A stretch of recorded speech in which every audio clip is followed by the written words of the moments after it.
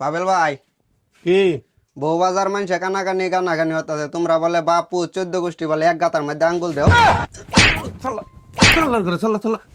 কেলা কেলা কেলা করছি হ্যাঁ তুমি তো করবে তুমি না ভাগে কথা লই আইছো তো না এই ছেলে কান্দস কিয়া পাবেল ভাই মারছে। কেন লাগি মারছে আজ আইছি গিয়া কিরে বাবা রে মারছিস কিয়া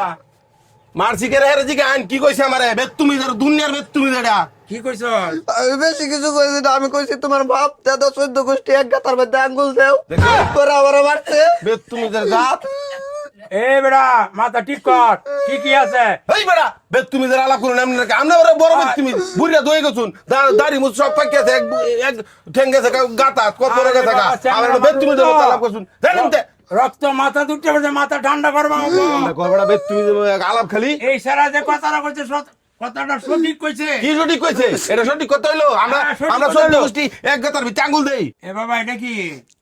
এটা তো শুনে ডিব্বা পান খাইলে শুন করতে লও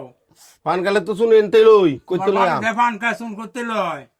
বাবে তো এই ডিব্বা তৈল তোমার মা যে পান খায় শুন করতে লয়